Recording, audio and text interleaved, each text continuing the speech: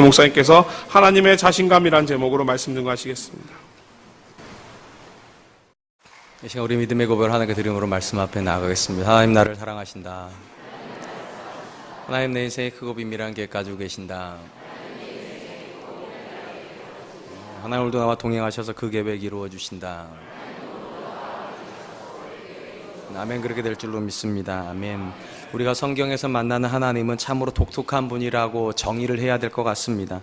일반적으로 사람들은 유능하고 준비된 사람하고 일하기를 기뻐하는데 어찌된 일인지 하나님은 부족하고 연약한 사람들하고 일하기를 기뻐하시기 때문입니다.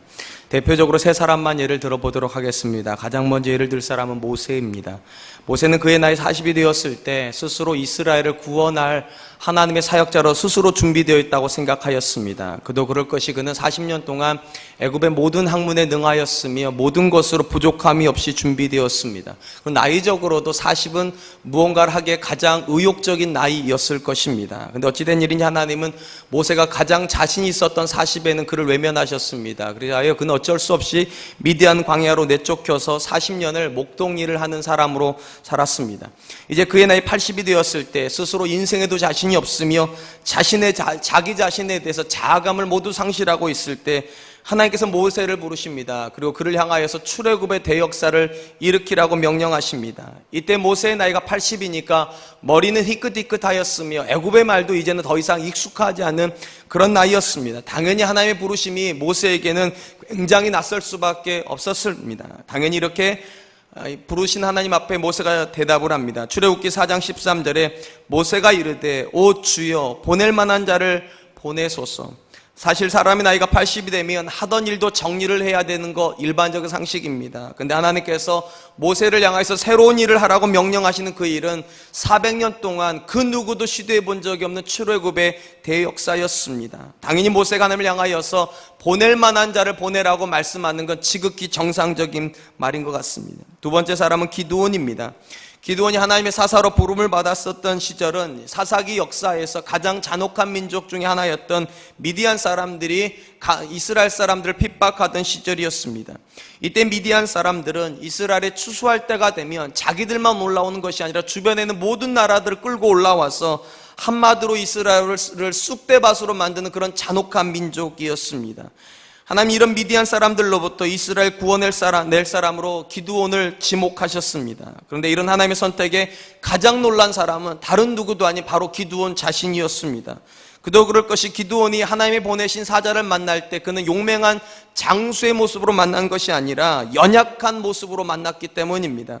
우리가 잘 알고 있는 대로 미디안 군사의 눈을 피하여서 포도즙 틀에 숨어서 자기가 먹고 살자고 밀을 타작하다가 여호와의 사자를 만났습니다. 그리고 여호와의 사자의 부르심을 받았을 때 스스로도 어처구니가 없었을 것 같습니다. 두려워서 포도즙 틀에 숨어서 타작을 하고 있는 자기한테 그 두려워하는 대상을 향하여서 가서 전쟁을 선포하라고 말하니 누가 그 말에 응답하기가 쉽겠습니까? 이에 그는 하나님께 이렇게 이야기를 합니다. 사사기 6장 15절 그러나 기드온이 그에게 대답하되 오 주여 내가 무엇으로 이스라엘을 구원하리이까? 보소서 나의 집은 므낫세 중에 극히 약하고 나는 내 아버지 집의 가장 작은 자이니이다.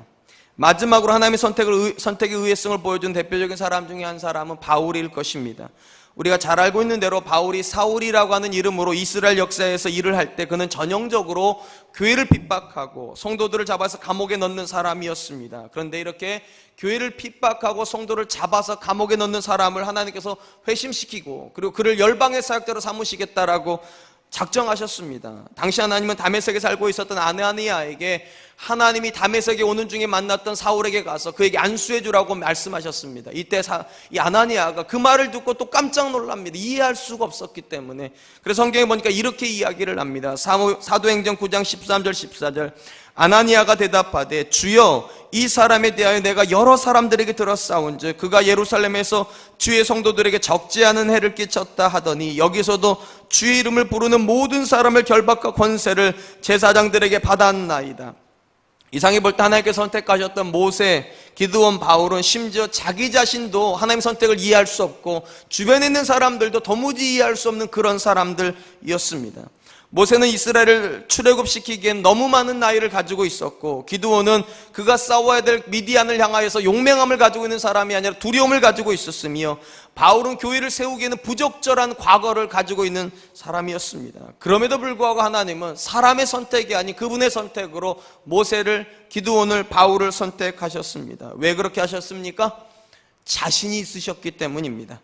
한마디로 하나님은 비록 나이가 많은 모세일지라도 하나님이 그와 함께하면 그가 나이의 한계를 뛰어넘을 거라는 자신감을 가지고 있었고, 비록 마음에는 사람을 향한 두려움이 가득되어 있을지라도 하나님이 그 인생에 들어가면 기드온은 두려움을 이길 거라고 하는 자신이 있었으며, 비록 과거에 부정적인 히스토리를 가지고 있는 사람일지라도 바울의 인생에 하나님이 들어가면 그가 열방의 사역자가 될 거라고 하는 하나님의 자신감이 있었습니다. 놀랍게도 하나님의 자신감은 정확했습니다. 모세는 80의 나이가 무색할 정도로 출애굽의 대역사를 일으켰으며, 놀랍게도 80부터 120살까지 광야길을 그가 걸어 다닙니다. 우리 중에 80에 걸어오신 할머님들 계시죠? 저도 압니다. 우리 권명성 권사님 80인데도 걸어 다니세요. 굉장히 먼 거리에서 걸으세요. 맞아요. 근데 80부터 120살까지 걸을 수 있는지는 저 잘 모르겠습니다.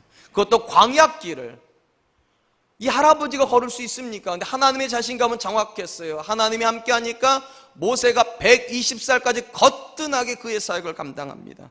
두려움으로 가득했던 기드온, 미디안이라고 하는 족속이 너무 두려워가지고 덜덜덜 떨었던 그 기드온이 하나님이 함께 하시자 300명을 데리고 나가서 13만 5천, 도무지 상식적으로 계산이 되지 않는 전투를 능히 감당하는 사람이 됩니다.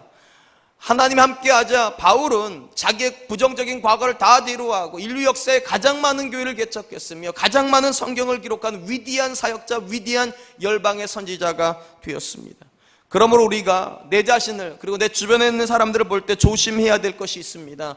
보이는 모습이 전부가 아니기 때문입니다. 하나님이 없는 모세는 그냥 평범한 80세 할아버지였지만, 하나님이 함께 하시는 모세는 출애굽의 대역사를 일으키는 위대한 용사가 되었습니다. 하나님이 없는 기드온은 두려움으로 가득한 사람이었지만, 하나님이 있는 기드온은 300명으로 13만 5천을 이기는 위대한 용사였습니다. 하나님이 없는 바울은 교회를 핍박하는 잔악무도한 사람이었지만, 하나님이 함께하는 바울은 그리스도의 마음으로 열방을 사랑하는 위대한 사역자가 되었기 때문입니다.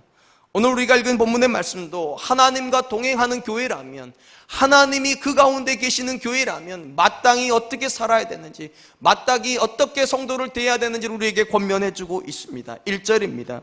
내 형제들아, 영광의 주 곧 우리 주 예수 그리스도에 대한 믿음을 너희가 가졌으니 사람을 차별하여 대하지 말라. 야고보는 그리스도가 그 가운데 계시고 하나님이 그 가운데 계신 교회가 고백하는 믿음의 고백을 영광의 주 곧 우리 주 예수 그리스도에 대한 믿음이라 그렇게 정의를 합니다. 그리고 이 믿음을 가지고 있는 사람들이 마땅히 하지 말아야 될 행동 중에 하나가 사람을 차별하는 행동이라고 그렇게 이야기를 합니다. 이러보건대 야고보는 성도가 고백하는 고백과 믿음과 그리고 삶은 함께 가야 된다고 고백하고 있는 것입니다. 믿음은 여기 있는데 삶이 이쪽에 있는 건 합당하지 않다는 거예요.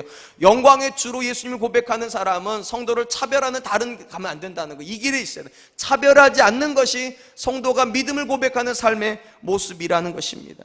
특별히 본문에 나오는 차별하다고 하는 말은 사람의 외적인 조건을 가지고 판단하는 것을 나타내는 말로 쓰였습니다. 이 본문에 보니까 2절에 3절에 보니까 이런 예가 나옵니다. 두 사람이 교회 안으로 들어옵니다. 한 사람은 금가락지를 끼고 좋은 옷을 입었고 또 한 사람은 허름한 옷을 입었습니다. 그런데 그 당시 사람들이 좋은 옷을 입었다고 하는 이유 때문에 누군가를 좋은 자리에 앉히고, 허름한 옷을 입었다고 그 사람을 향해 서 있든지 내 발 밑에 앉으라고 이렇게 말하는 건 안 된다는 것입니다. 그것은 믿음의 사람들이 할 행동은 아니라고 그렇게 규범을 합니다. 특별히 이런 행동이 뭐랑 관련이 있다고 말하는가?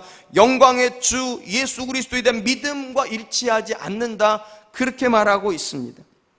우리가 익히 알고 있는 대로 초대교회는 가난한 사람, 연약한 사람들에 의해서 출발된 공동체였습니다. 그래서 바울이 고린도 교회를 향하여 편지하는 내용에도 보면 이런 내용이 들어가 있습니다. 고린도전서 1장 26절, 형제들아 너희를 부르심을 보라. 육체를 따라 지혜로운 자가 많지 아니하며 능한 자가 많지 아니하며 문벌 좋은 자가 많지 아니하도다.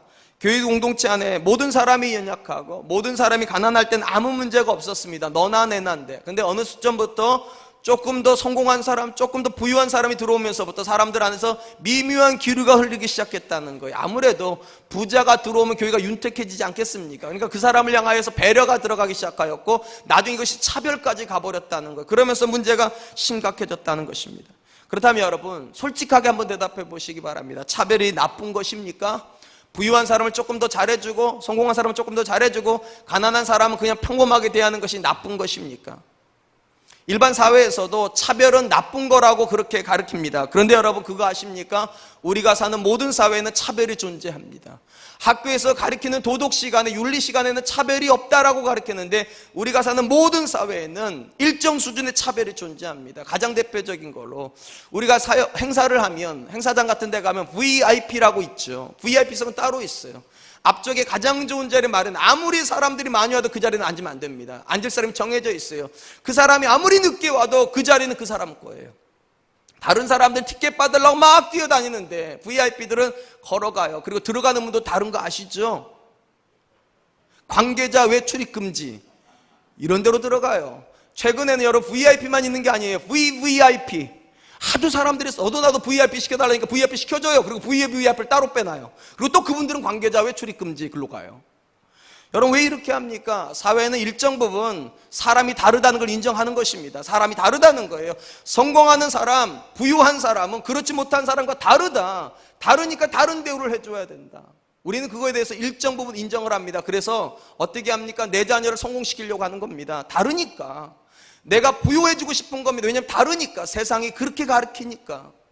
근데 여러분, 야고보는 믿음의 고백을 가지고 있는 성도는 다 똑같다는 것입니다. 하나님 앞에서 다 똑같아야지 교회가 사람이 뭔가를 더 가지고 있다고, 덜 가지고 있다고 다른 대우를 하는 것은 우리의 믿음의 고백에 합하지 않다라고 말을 합니다. 특별히 야고보가 우리의 믿음의 고백, 우리 주 예수 그리스도를 영광의 주로 고백하는 이 믿음과 차별이 같이 갈 수 없다라고 말하는 건 굉장히 중요합니다. 왜냐하면 우리가 예수님에 대해서 잘 압니다. 예수님 이 땅에 오실 때 어떤 모습으로 오셨습니까? 가장 낮은 모습으로 오셨습니다. 베들레헴, 그것도 마국간에 태어나셨습니다. 아마 우리 주님보다 선하게 태어난 분 아무도 없을 거예요. 이 중에서 말똥 냄새 맞으면서 태어나신 분 계세요? 혹시 소똥 냄새? 그런 분 아무도 없어요. 우린 대부분 우리 아이들은 대부분 병원에서 메이드 바이 병원이죠. 우리 아이가 저때 아빠 나는 어디서 태어났냐고, 병원에서 태어났지.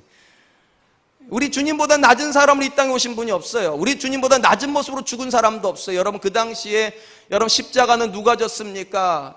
절대적으로 극악무도한 사람들이 졌던 겁니다. 근데 우리 주님은 가장 낮은 모습으로 오셔서 가장 낮은 모습으로 살다가 가장 낮은 모습으로 죽으셨어요. 심지어 30년 동안 예수님이 어디서 사셨습니까? 선지자가 나올 수 없는 동네라고 부르는 나사렛에서 사셨어요.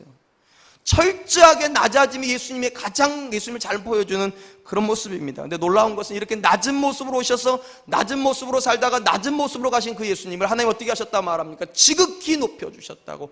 그래서 영광의 주가 되셨다고. 한번 생각해 보시기 바랍니다. 예수님께서 이 땅에 부유한 모습으로 오셔서 성공한 인생을 사시다가 성공한 사람들을 가까이 두시고 모든 사람들이 축복하는 속에서 천국으로 가셨다면, 맞습니다, 우리가 성공한 사람들도 존귀히 여겨야 됩니다. 왜냐하면 우리 주님이 성공하신 분이었다면, 그리고 우리 주님이 성공한 사람, 부유한 사람을 가까이 두셨다면 우리도 그런 사람을 조금 더 특별하게 대하여 가까이 대해야 될 것입니다. 그런데 예수님 안에는 놀랍게도요, 부유한 사람이 가까이 있었던 것이 아니라 가난한 사람이요, 성공한 사람이 가까이 있었던 것이 아니라 세상적으로 비천한 사람들, 그 당시 사람들이 죄인이라고 불렀던 사람들이 예수님 가까이 있었어요. 그리고 예수님이 그들을 귀히 여기셨어요. 심지어 어린아이들이 오는 것을 제자들도 막았는데 예수님이 뭐라고 말씀하십니까? 어린아이들이 내게 오는 것을 금하지 말라고. 이런 자라야 천국을 소유하는 자가 될 거라고. 그러므로 사랑하는 성도 여러분, 하나님께서 예수 그리스도를 지극히 낮은 자리로 보내셔서 지극히 높여주셨다면 우리가 세상적인 기준을 가지고서 이미 높아진 사람을 존귀히 여기고 이미 낮은 사람을 낮게 여기는 것은 믿음 없는 사람들입니다. 그렇게 하면 안 되는 것입니다. 왜냐하면 하나님께서 그렇게 일하지 않으시기 때문입니다. 또한 이 영광의 주라고 하는 말 속에는 하나님께서 각 성도 안에 사시려고 하는 하나님의 사역에 대한 기대감이 들어가 있습니다. 만약 예수님께서 낮은 자로 오셔가지고 낮은 자로 살다가 낮은 자로 세상을 끝내시고 낮은 모습으로 그냥 무덤에 들어갔다면 그것은 절대로 성도에게 소망이 되지 않을 거예요. 근데 무덤에 있던 예수님이 어떻게 하셨습니까? 하나님께서 지극히 높여주셨습니다. 아무리 낮아지려고 했는데 하나님이 높여주시니까 낮아지실 수가 없어요. 이 부분에 대해서 바울이 빌립보서 2장 8절로 11절에서 이렇게 이야기하였습니다. 사람의 모양으로 나타나사 자기를 낮추시고 죽기까지 복종하셨으니 곧 십자가에 죽으심이라. 이러므로 하나님이 그를 지극히 높여 모든 이름 위에 뛰어난 이름을 주사 하늘에 있는 자들과 땅에 있는 자들과 땅 아래에 있는 자들로 모든 무릎을 예수의 이름에 꿇게 하시고 모든 입으로 예수 그리스도를 주라 시인하여 하나님 아버지께 영광을 돌리게 하셨느니라.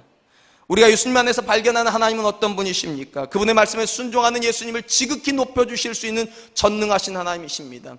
사망이 예수님을 가두려고 하여도 무덤에서 가두려고 하여도 그 무덤을 뚫고 사망의 것을 깨치고 예수님을 지극히 높여주실 수 있는 우리 하나님이십니다. 우리가 그런 하나님을 믿는다면 여러분, 우리는 가난한 자를 더 환영해야 될 것입니다. 왜 그렇습니까? 교회가 정말로 교회다워지고 복음이 정말로 복음다워지고 그리고 하나님이 정말로 하나님다워지는 것이 바로 거기에 있기 때문입니다. 연약한 자가 교회 안에서 강해지고 가난한 자가 믿음 안에서 비호해지며 세상적으로 천박했던 사람이 교회 안에서 존귀한 사람이 되어지는 것이 복음의 능력이기 때문이에요. 한번 생각해 보시기 바랍니다. 성공하고 부유한 사람이 교회에 들어와서 복음을 드러낼 확률과 연약하고 가난한 사람이 교회 안에 들어와서 복음의 능력을 드러낼 확률 중에 어느 게 더 높겠습니까?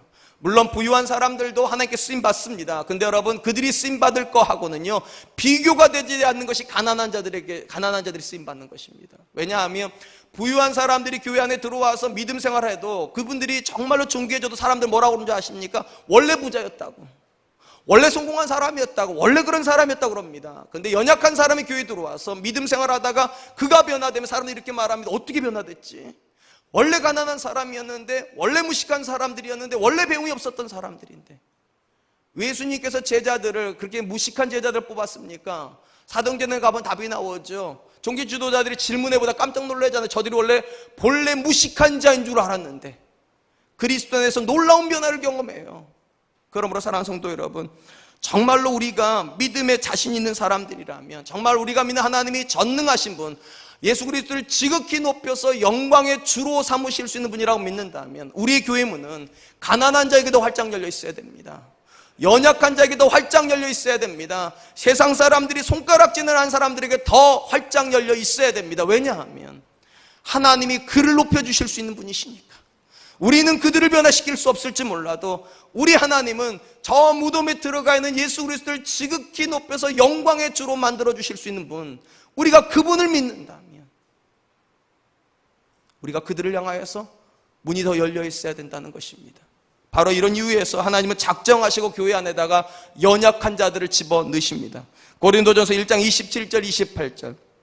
그러나 하나님께서 세상에 미련한 것들을 택하사 지혜 있는 자들을 부끄럽게 하려 하시고 세상에 약한 것들을 택하사 강한 것들을 부끄럽게 하려 하시며 하나님께서 세상에 천한 것들과 멸시받는 것들과 없는 것들을 택하사 있는 것들을 폐하려 하시나니. 하나님은 자신 있으십니다. 그분의 능력으로 사람이 변화되어 미련한 사람이 지혜로운 사람을 이기며 약한 자들이 강한 자를 이길 거라는 하나님의 자신이 있습니다. 그러니까 교회 안에다가 능력 있는 사람을 선호하여 부르지 않습니다. 성공한 사람을 의도적으로 갖다 앉히지 않습니다. 오히려 세상 사람들이 외면하는 죄인들을 갖다 놓습니다. 연약한 자 갖다 놓습니다. 가난한 자 갖다 놓습니다. 그리고 복음으로 그들을 뒤집어 버리십니다. 그러면 그들이 세상을 이기는 것입니다. 그것이 하나님의 자신감입니다. 아멘 하시는 게 신상에 좋을 겁니다. 만약 우리가 야고보가 지적하는 것처럼 교회 안에서 부유한 자를 가난한 자보다 더 대우를 해주고 차별한다면 이것은 무엇에 대한 반증이겠습니까? 교회가 하나님을 믿지 않는다는 것입니다. 복음의 능력을 믿지 않는다는 것입니다. 하나님이 그 사람을 변화시킬 걸 믿지 않는 것입니다. 하나님이 그 사람을 새롭게 하여 그분의 영광을 드러낼 걸 믿지 않는 거예요. 믿지 않으니까 이미 성공한 사람을 선호하는 것이고 이미 부유한 사람과 일하고 싶어 하는 거예요. 하나님이 일하기를 기대하는 것이 아니라 그 사람이 일하기를 기대하니까 부유한 사람을 가난한 사람보다 성공한 사람을 실패한 사람보다 더 존귀히 여긴다는 것입니다. 사랑하는 성도 여러분, 저는 저와 여러분들이 하나님께 자신 있는 사람이었으면 좋겠습니다. 우리 사랑과 은혜교회가 하나님께 자신이 있었으면 좋겠고, 우리가 믿는 복음에 자신이 있었으면 좋겠습니다. 하나님은 사람을 변화시킬 수 있습니다. 아멘. 하나님은 우리를 변화시킬 수 있습니다. 하나님이 여러분의 자녀도 변화시킬 수 있습니다. 그렇게 함으로 하나님의 하나님 되심을 드러내는 것, 그것이 하나님께서 우리에게 원하시는, 하나님께서 교회에 원하시고 성도에게 원하시는 삶의 모습이라 저는 믿습니다. 저는 우리 교회가 그렇게 자신이 있었으면 좋겠어요. 이 자신감은 우리가 사람을 바라보는 태도를 바꿀 것입니다. 이 자신감은 우리가 사역을 바라보는 태도도 바꾸어 놓을 것입니다. 이제 사랑과 은혜교회가 서현동 시절을 마감을 하고 이 정자동 시대를 시작한 지가 벌써 10개월째 되어가고 있습니다. 마치 먼 과거 일처럼 느껴지지만 처음 우리가 이 정자동에 와서 첫 예배를 드렸던 9월 1일 날 그 예배를 저는 지금도 잊을 수가 없습니다. 당시 상황만 놓고 보면 사랑과 은혜교회가 서현동을 떠나서 정자동에 자리를 잡는다는 것은 현실적이지 않았습니다. 현실적인 많은 제약이 있었습니다. 가장 큰 제약은 역시 뭐니 해도 머니였습니다. 아시는 분은 다 아시겠지만 현재 우리가 사용하고 있는 건물은 임대 비용이 이전에 쓰던 서현동 건물 비용보다 2배 이상 비쌉니다. 그 당시 우리 교회의 사정, 재정적 사정으로 과연 이 상황을 감당할 수 있을지에 대해서 굉장히 회의적이었습니다. 그럼에도 불구하고 우리가 교회를 이전했던 이유는 하나였습니다. 하나님께서 이 일을 기뻐하시고, 하나님께서 이 일을 기뻐하신다면 하나님께서 감당하게 하실 것이다. 돈이 감당하는 것이 아니라 하나님이 감당케 하실 것이다. 그렇게 믿었기 때문입니다. 놀라운 것은 우리는 그 어간에 이 건물만 감당하고 있는 것이 아니라 새로운 교육관 드림트리 건물도 임대하여서 감당하고 있습니다. 이제 점점 늘어났다는 것입니다. 제가 매주일 재정 보고를 받습니다. 뭐 디테일하게 받지는 않고요. 지난주에 얼마 정도 나갔고 이번 주 얼마 정도 나갈 것이며, 그렇게 되면 잔액이 얼마 정도 남습니다. 이 정도의 보고를 받습니다. 끝날 때마다 제가 재정부 집사님에게 묻습니다. 집사님, 재정은 괜찮은가요? 그럼 우리 문 집사님 늘 웃으면서 이렇게 합니다. 목사님, 굉장히 안정적입니다. 안 놀라시는 거 보세요. 여러분이 한 거 아닌데도 안 놀라시네. 사랑하는 성도 여러분, 교회 생명력은 결코 돈에 있지 않습니다. 교회 생명력은 절대로 성도의 숫자에 있지도 않습니다. 교회 생명력은 하나님께 있습니다. 하나님이 있는 교회가 생명력이 있는 거예요. 하나님이 있는 교회가 세상을 놀래키는 것이지 돈 많은 교회가 세상을 놀라게 하지 않습니다. 저는 우리 사랑과 은혜교회가 하나님이 있는 교회라고 믿습니다. 그리고 하나님이 정말로 있고 그 하나님이 전능하시며 그 하나님이 사람을 변화시킨다는 이 확신이 있으면 우리는 사람을 바라보는 시각이 달라져야 됩니다. 사역을 바라보는 시각도 달라져야 됩니다. 한 사람 안에 돈이 있는가 없는가가 그 사람에 대한 판단 기준이 되면 안 됩니다. 그 사람이 하나님과 동행하고 있는가 없는가, 그것이 우리가 바라보는 판단 기준이어야 될 것이고, 어떤 사역을 할 것인가 말 것인가도 우리가 돈이 있으면 하냐 아냐가 아니라 하나님이 기뻐하시는가, 그러면 되는 것입니다. 하나님이 기뻐하면 하나님이 감당케 하실 것입니다. 하나님이 기뻐하시면 그분이 공급자가 되어 주실 것입니다. 우리가 믿는 하나님은 그런 하나님이십니다. 그러므로 사랑하는 성도 여러분, 하나님이 자신이 있는데 우리가 자신이 없으면 안 되지 않겠습니까? 하나님은 우리를 변화시킬 자신이 있으시어요. 우리 사랑과 은혜교회를 변화시켜서 이 지역사회를 변화시키는 교회로 쓰고 싶으시고, 우리 사랑과 은혜교회를 새롭게 하셔서 열방을 축복하는 교회로 쓰고 싶으시다면 여러분 믿으셔야 돼요. 그 하나님이 전능하시다는 것을. 그리고 그 기준을 가지고 연약한 사람을 향해서 마음을 활짝 여십시오. 성공하지 못한 사람을 향해서 마음을 활짝 여십시오. 그리고 축복하십시오. 하나님이 당신과 함께 하시면 새로운 일이 벌어질 겁니다. 하나님이 당신을 통해서 일하실 겁니다. 그런 고백이 우리의 고백이 될 수 있었으면 좋겠습니다. 야고보 사도는 이렇게 교회가 부유한 자를 가난한 자보다 더 존귀히 여김으로 차별하는 것을 꾸짖으면서 다음과 같이 책망을 합니다. 4절입니다. 너희끼리 서로 차별하며 악한 생각으로 판단하는 자가 되는 것이 아니냐. 부유함을 기준으로 하여서 사람을 차별하는 것을 야고보는 이렇게 말합니다. 악한 생각으로 서로 판단하는 것이라고. 여러분, 왜 이것이 악한 생각입니까? 이 생각은 성경에 안 나오는 생각이기 때문입니다. 이 생각은 세상에서 교회에다가 주입한 생각이에요. 세상은 이렇게 말하지 않습니까? 유전무죄, 무전유죄. 돈이 있으면 있던 죄도 없어져 버리고 없던 죄도 생기는 세상입니다. 그게 교회 안에 들어와 버렸다는 거예요. 그 악한 생각이에요. 제가 어저께 해외 토픽을 좀 보다가 미국 FBI에서 극악 범죄자라고 해가지고 이제 페이스북에다가 그 사람의 신상을 공개했답니다. 그리고 이 사람 조심하라고. 그런데 이 사람이 굉장히 잘생겼나 봐요. 사진이 안 나와서 제가 확인할 필요는 없지만. 근데 사람들이 거기다가 좋아요를 그렇게 눌렀다는 거예요. 범죄자한테 좋아요. 이게 세상입니다. 잘생기면 용서가 되는. 저는 그래서 굉장히 용서를 많이 받아요. 농담입니다. 여러분, 외모를 가지고 판단하는 거, 가지고 있는 것으로 판단하는 거, 학벌을 가지고 판단하는 거, 가문을 가지고 판단하는 거 다 성경에 없는 겁니다. 야고보가 그렇게 말하는 것입니다. 악한 생각으로 서로 판단하는 것이라고.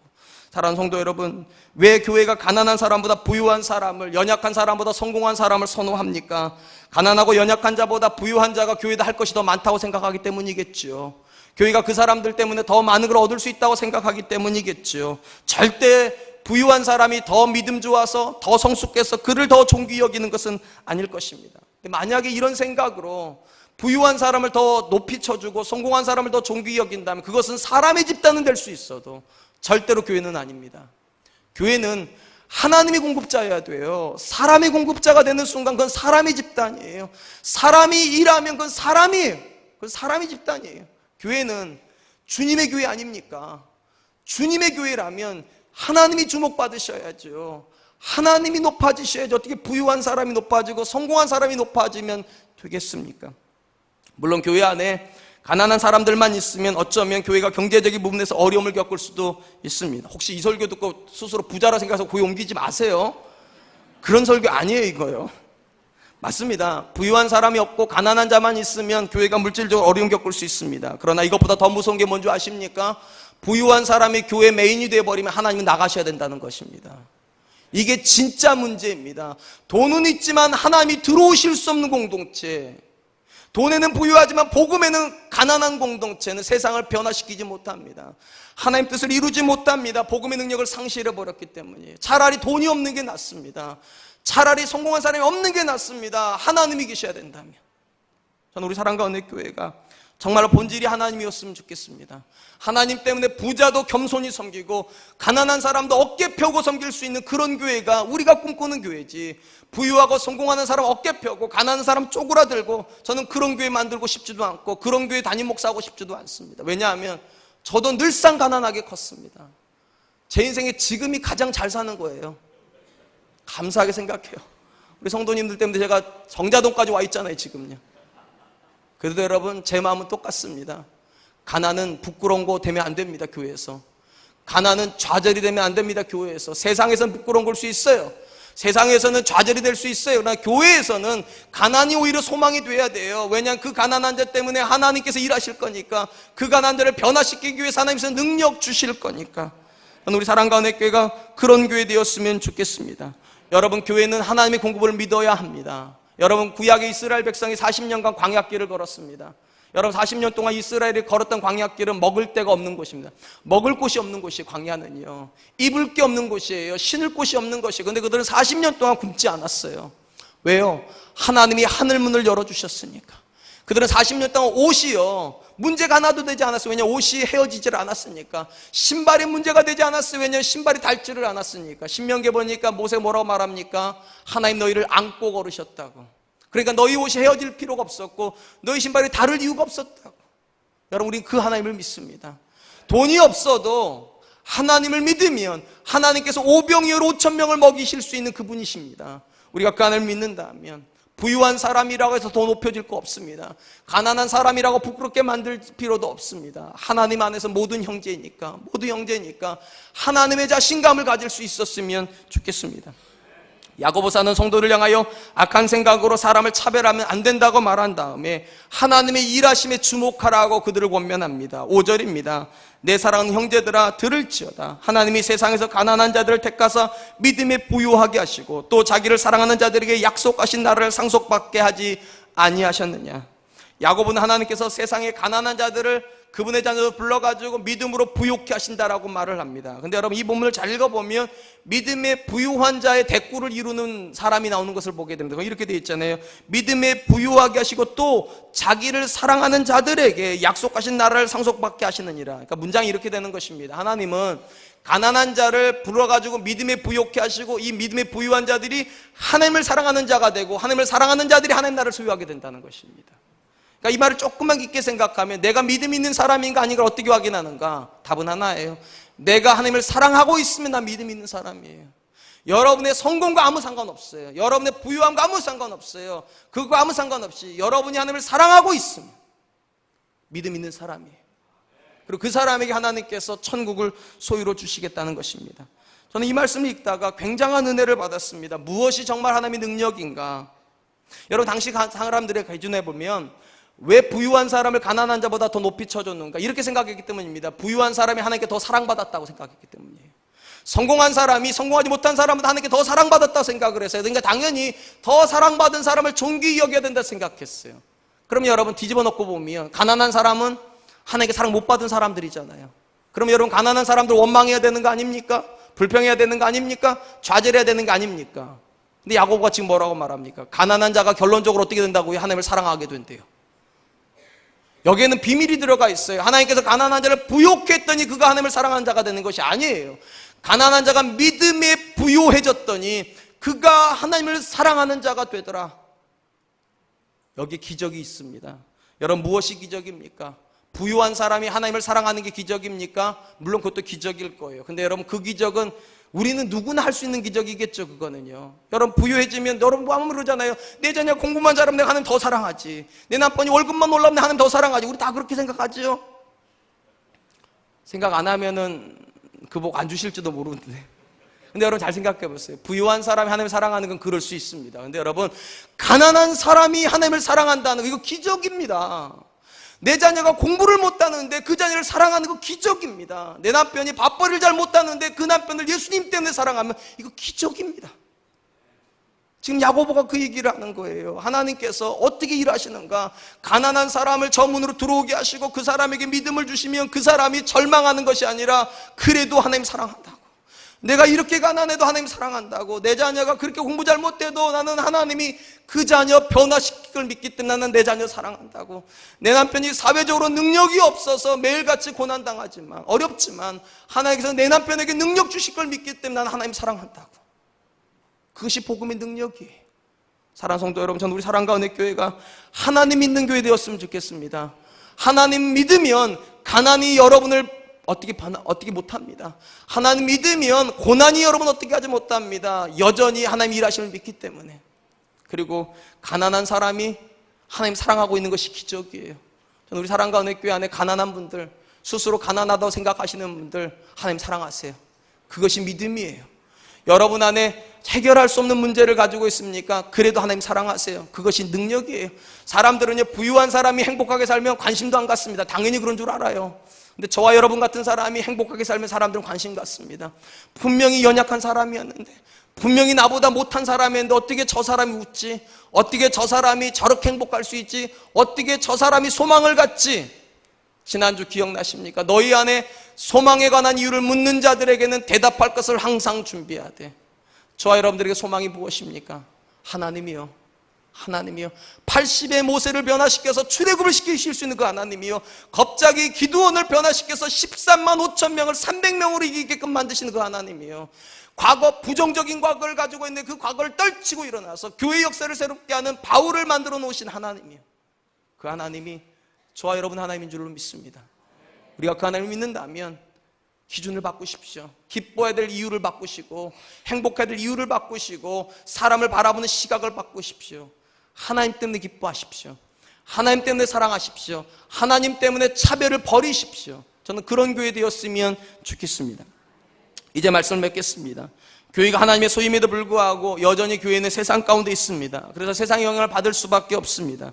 저는 이것이 무조건 나쁘다고 생각하지 않습니다. 교회가 사용하는 이 음향기계, 악기들 다 세상에서 온 것들입니다. 그러니까 세상과 떨어져서 살기에는 굉장히 힘들어진 사회가 되었습니다. 그러나 이런 것들이 들어오는 건 괜찮지만 세상에 철학이 들어오는 것은 조심해야 됩니다. 여러분, 세상의 철학이 무엇입니까? 물질주의입니다. 물질이 모든 걸 결정합니다.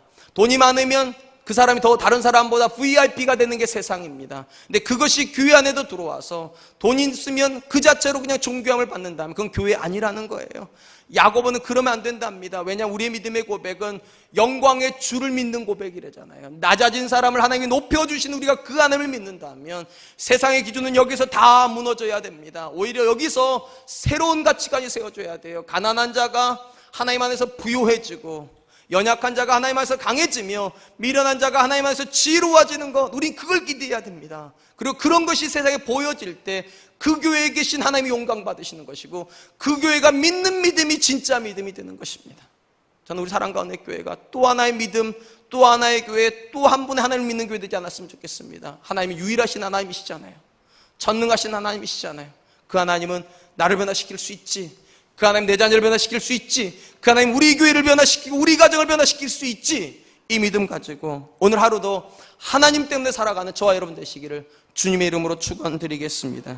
이 시간 우리 하나님께 찬양 드릴 텐데요, 주 앞에 나와라고 하는 찬양입니다. 이 말에 언제느냐 온전케 되리라고 하는 찬양입니다. 여러분, 제가 이 찬양을 굉장히 좋아하는 이유 중 하나예요.